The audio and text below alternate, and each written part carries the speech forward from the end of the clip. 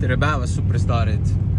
Endiselt on õues väga külm, kui sa ei tea, millest ma räägin, siis vaata mu üleeelset videot. Aga tänaseks teemaks on see, et juhul kui midagi väga kardinaalselt ei muutu, siis on lähiaastatel oodata uusi, väga võimsaid ja enneolematuid maksutõususi Eesti rahvale.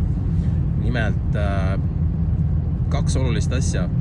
Üks on see, et käesoleva aasta riigieelarve on 2 miljardiga miinuses ning iroonilisel kombel on terve Riigikogu peale ainult üks inimene, üks mees, kes ütles, kuulge, tulge mõistusele, et teeme siukse riigieelarve, et see on balansis.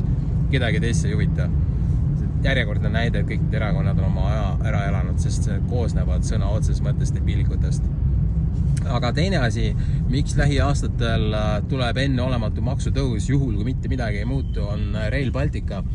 Nimelt hiljuti see nädal vist ilmus ERR-is või kuskil artikkel Euroopa mingisugune komisjoni, kes iganes tegi uued arvutused ja tuleb välja, et Rail Baltica läheb maksma umbes 10 korda rohkem, peaaegu 10 korda rohkem kui esialgselt plaaniti.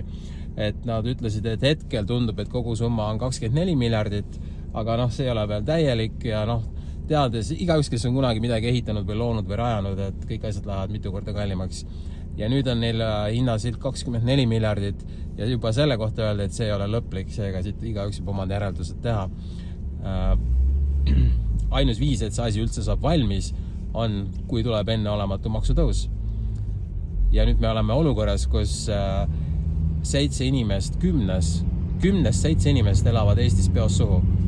Nüüd, kas see on nagu mõistlik ehitada edasi projekti, mida tegelikult mitte keegi ei vaja, tal puudub vajadust, kõik need arvutused on tehtud ja et nüüd see asi valmis ehitada, me peame hakkama maksusi tõusma olukorras, kus enamus inimesed elavad peos suhu.